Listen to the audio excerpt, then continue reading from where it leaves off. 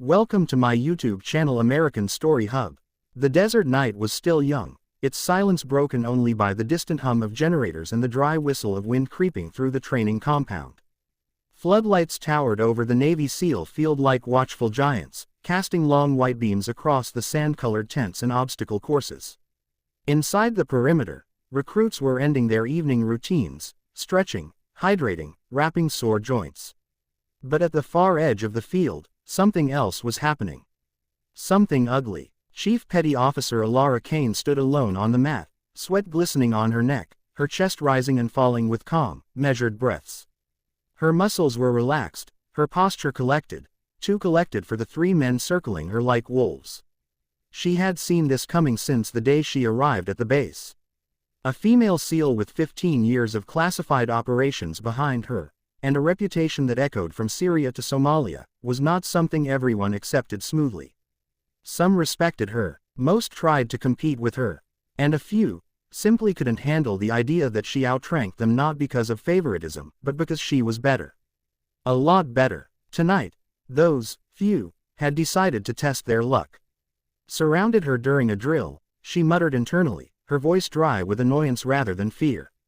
Predictable. Petty Officer Drax, the tallest of the three, built like a refrigerator with arms, cracked his knuckles loudly, pacing as if he were the predator and she the cornered prey. "You think rank protects you?" he sneered. "You think everyone salutes because you're tough?" He spit on the mat. "They do it because they're scared of the stories. I want to see if any of it is even real." Alara's expression didn't shift even a millimeter. Her voice stayed cold, flat, unbothered. "Step off the mat, Drax." He grinned. "You're giving orders right now. In a voluntary sparring drill. No witnesses, no cameras, just you and us." The other two men, a lanky sharpshooter named Willis and a stocky, jittery breacher named Cole, tightened their circle. Alara's eyes narrowed slightly. They weren't here to spar. They were here to make a point. She inhaled once, exhaled. Every cell in her body shifted into silent combat readiness. "Last warning," she said.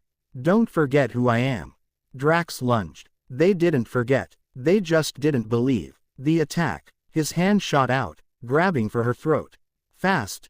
He was faster than she expected, but not fast enough. She sidestepped, caught his wrist, twisted. But then Willis came from behind, hooking his arm around her neck in a choke. A real choke. Illegal in training. Punishable by court-martial outside combat. Willis grunted, pulling tighter, cutting off her airflow. Cole rushed forward, grabbing her other arm to pin it. Drax grabbed her legs. Three men, trained, strong, coordinated in their intent, and they thought they had her. Willis whispered in her ear, "What are you gonna do now, Chief?" "Call for backup." Alara didn't answer. She didn't need to. Her mind went completely silent. The world slowed into crystal focus. Adrenaline. No. Training. Experience. Memory. She'd been choked by warlords, by insurgents, by mercenaries twice the size of Willis. She'd survived ambushes in alleys where enemies outnumbered her 20-1. She'd fought hand-to-hand with men who would later be listed as international nightmares. This. 3 insecure sailors. A warm-up. The breakout. Her pulse dropped. Muscles slackened. She let them think she was losing air. Willis loosened his choke. Just a hair. That was enough. Alara snapped her chin down, trapping his forearm. She twisted her torso sharply, using her full weight to drag him forward as she dropped to one knee. His balance broke instantly. At the same moment, she slammed her elbow backwards under his ribs. All three heard the breath explode out of him. He collapsed like a sacked tent. Before Cole could react, she rolled forward, seamlessly, grabbing his wrist and flipping him over her shoulder. He hit the mat with a sound that echoed around the entire compound. Drax blinked. He hadn't even moved yet. She was already in front of him. He swung. She ducked. He swung again, all weight, all strength, all brute force. She stepped inside his reach, planted a palm on his jawline, and forced his head back with surgical precision. With her other hand she hammered a strike into the pressure point under his arm. His entire arm went numb. Then she pivoted her hip and threw him. The mats thundered underneath him. 37 seconds. 3 men down. The wind carried the silence. The commander arrives. Boots approached. Hard. Fast. Commander Rourke. Scar across his forehead, voice gravelly from years of command, strode into the circle of downed bodies. He saw Alara. He saw the men writhing on the floor. And he immediately knew what had happened. Rourke wasn't a fool. He turned to Drax first. What part of training drill includes choking a superior officer? He asked quietly. Quietly was worse than shouting. Drax swallowed. He said nothing. Answer. Rourke barked. She provoked us, Drax stammered. She acts like she's untouchable. Someone had to put her in her place. Rourke stared at him, expression unreadable. Then he turned to Alara. You okay, Chief? Alara nodded once. They jumped me. That's obvious, Rourke growled. You didn't break anything, did you? She shook her head. No, I held back. Rourke nodded approvingly. Good. Last thing we need is more paperwork.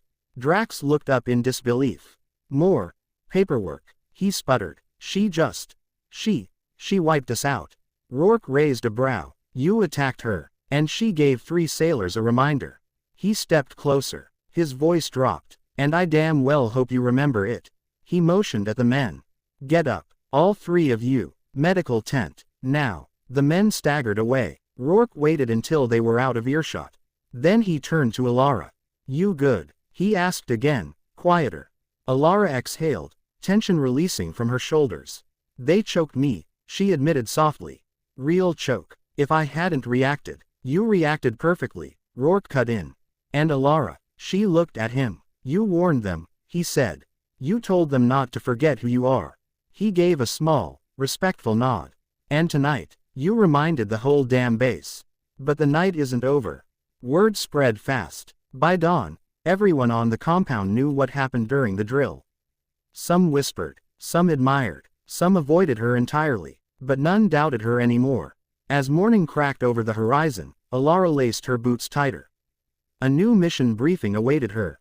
A high-risk operation overseas had just been greenlit, and the commander wanted her leading the team. But before she left the barracks, someone stepped into her path. Drax, bruised, sore, humiliated, but strangely, no longer hostile. He swallowed hard. Chief, he said, voice rough. Yesterday, I was out of line. Alara didn't speak. Drax continued. I thought your reputation was exaggerated. I thought people feared you because of hype. He hesitated. And I couldn't stand the idea that you were better than all of us. He looked straight at her, no arrogance left. But after last night, I get it. We weren't fighting a rookie. Or just a female SEAL.